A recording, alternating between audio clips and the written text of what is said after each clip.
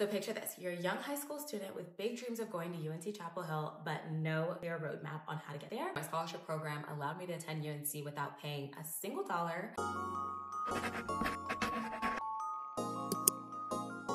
Hey guys, it's Gracia. Welcome to my YouTube channel. So I remember sitting in high school looking up YouTube videos of how to get into UNC, what stats got me into UNC, what grades I had. That was me literally just a couple of years ago. Especially as an out-of-state student, it felt like a very daunting task. I not only accomplished my dream, but went there with a full ride. And so I wanted to share a little bit more about my journey and how I got to where I am now. And so I've broken it down into 3 short parts. I'm gonna try to go into depth as much as I can without making this video 10 years long. So part 1 is gonna be how I got into UNC and just some high school tips that I have during your application season. For me, growing up, UNC was my dream school, not only because of the Carolina Blue Colors, but obviously because of the academics. I knew that it would take a lot for me to get into the school, and I almost psyched myself out of applying because of imposter syndrome. So I knew that going into a competitive school meant that I had to be an academically competitive student or an academically competitive applicant. First part of getting in, have to be brutal, focus on your academics. I honestly feel like you can't really make these videos without sharing your stats that got you in. A large part of me sharing my statistics is more so to show you how hard work and consistency really pay off, especially even when the odds are kind of stacked against you. Okay,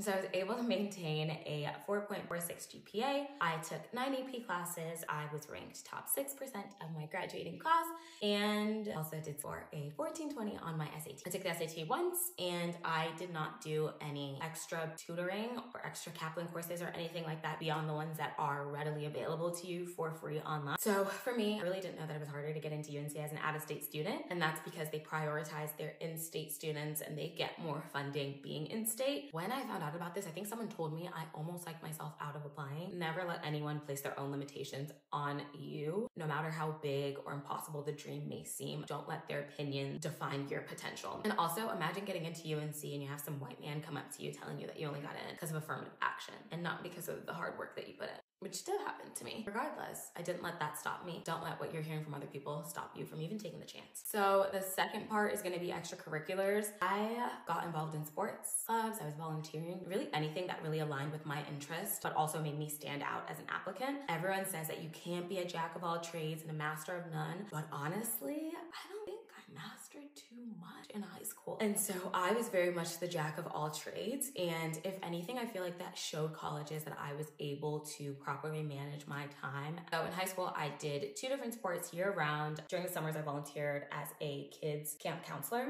And so I was able to accumulate about 350 hours come graduation. I was also very involved in clubs and National Honor Society, but to be quite honest, was I the president of any of these clubs? No. Was I even the secretary, even the treasurer of any of these clubs?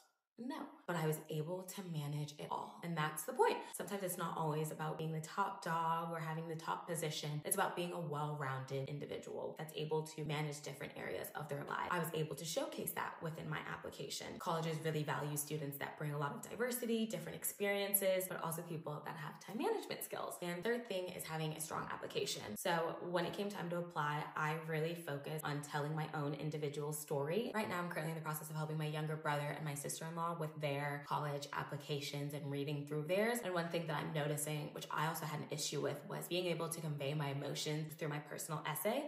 I remember my English teacher reading my paper and she was like, this is a beautifully written paper, but you're kind of just telling me what happened rather than allowing the individual to feel what happened through your paper. Instead of just saying my life was hard growing up, say something along the lines of, I was born in a war-torn country where there was constant sound of gunfire and my family's resilience became our lifeline. By painting a vivid picture, you really help the reader step into your shoes and be able to walk through your personal statement. A compelling essay isn't just about writing what you've been through, it's also about making the reader feel connected to your journey. If you guys would like, I'd be more than happy to share my essay in a future video, and I can give you guys examples of how I was able to bring my story more to life. My last tip during this time is that it is never too early to start thinking about college. I was honestly lucky enough to always be focused on my extracurriculars and academics just throughout middle school and high school, honestly just because I I liked school, but I really didn't start deeply thinking about what college I wanted to go to, why I wanted to go to that school until junior year, which is relatively late for me. So if you're in high school right now, it's never too late, but it's never too early. Part 2 is going to be tips for success at UNC. And so here are a few things that helped me during my college years. My first tip is going to be balancing academic, work, and social life in college, which is definitely a bit of a challenge. But lucky for me, in high school, I was able to master time management. So I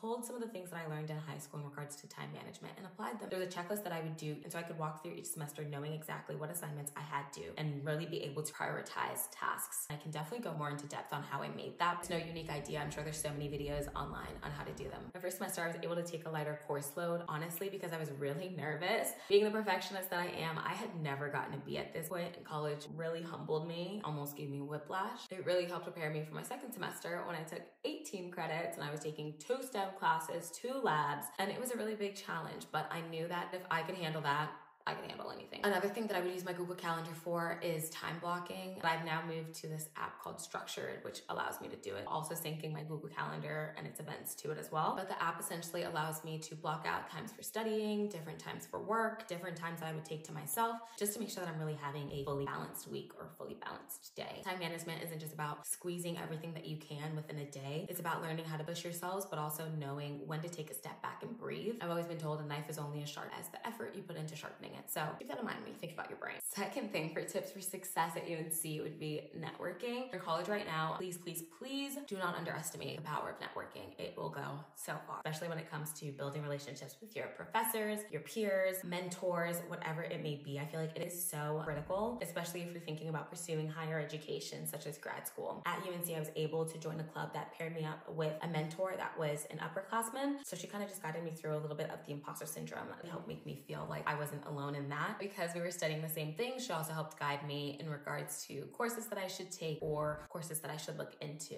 as well. However, I do really wish I would have taken more advantage of networking opportunities. It's also about finding people that can guide you, that can support you, that can also share their experiences and help you grow. Third tip for succeeding at UNC would be seeking out resources. So for me, one of the best things about UNC was the available resources that they had. They have mentorship programs, they have tutoring, they have financial resources that you can reach out to. So please do not be afraid to reach out to every single one of them, especially if they're free. You're already paying to go there. You might as well get your money's worth. For example, while I was applying, I had learned about the Carolina Covenant Scholarship. It's funny because I was actually working on my UVA financial aid application. While I was working on that one, I had gotten my notification from UNC and I just took a glance at it and it stated that I didn't have to pay anything. And I was confused. I had no idea the entire time as I was applying to the school, as I was thinking of all of the debt that I had to go into, because it's an expensive school. It's about $57,000 a year. So I would be in almost $250,000 worth of student loan debt had I not gotten this scholarship. If I hadn't intentionally searched up available resources, I would have missed out on a huge blessing. So my scholarship program allowed me to attend UNC without paying a single dollar and leaving absolutely debt-free. Along with that, UNC also has a lot of learning resources. So they have a writing center. I remember they used to have study hours, especially for STEM classes, where the teacher would host an evening tutoring session of about 2 hours. And this gave you an opportunity to really just keep practicing the material from the teacher directly while also getting help from your peers around you. Honestly, there are so many resources at UNC and they're there for a reason. People have sought them and they've helped. So don't be afraid to seek them out because they can make a huge difference in your success as well. Fourth tip for succeeding at UNC is going to be intern. Get as much hands-on experience as you possibly can, whether that's through internships or through real world experiences. Make sure you leave college with something that you can add to your resume. At the time, I was heavily focused on med school and applying to med school and such. And so I took a patient facilitator internship, which was also really just a course. I got to help medical students work on their patient and doctor interactions. They could work on their key phrases, how they communicate with patients. And to me, it was a really cool course because it gave me insight into how med school looked, but also allowed me to help our future doctors. Internships don't always have to come as summer opportunities. Make sure to resource your course catalogs to see if there are any internships that are also courses, so that way you can get the internship and hands-on experience while also getting course credit. 2 birds, 1 stone.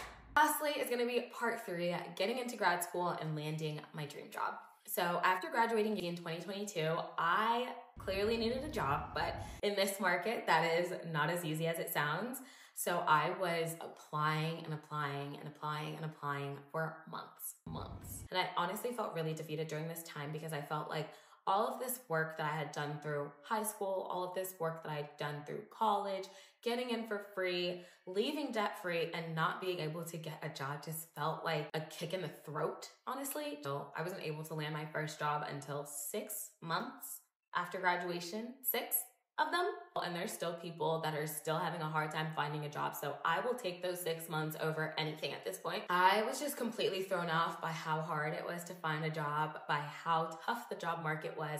And so true tip, before you even graduate, make sure you have a job aligned. That is not something that you can afford to put off at all. Ideally, having a job lined up right after graduation makes the whole process a lot smoother and easier, but I didn't have the luxury of that, and so I did what every new grad does, and I applied to grad school. I felt so discouraged by the thought of continuing on with the traditional medical path, and I realized that it really wasn't something that excited me anymore. And determining this after graduation clearly was not ideal, but we had to work with what we had because there was no going back. What I also gained during these 6 months of unemployment, I was nannying on the side for a little bit because I need money, but time to reflect on what I really wanted out of my career. Although in the moment I felt like I was losing time, now reflecting, I definitely gained a lot of time. Before graduation, I didn't have a clear idea of what I wanted my future to look like. It was kind of in bits and fragments. And so this time really allowed me to finally fully understand what I wanted in my I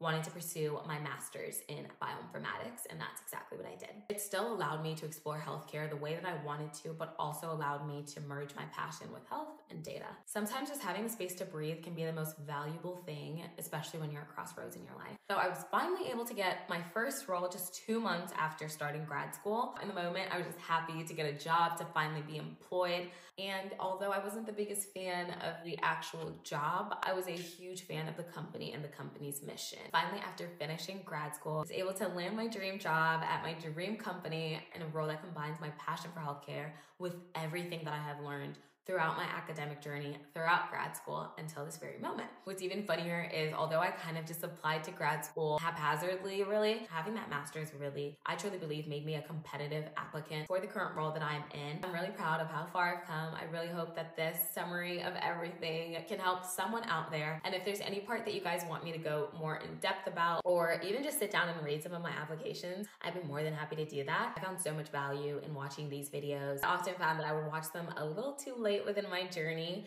So that's why I wanted to sum it all up within one video. Even if you're in high school right now, you can see what future trajectory could look like. If you're in college, you could see what future trajectory could look like.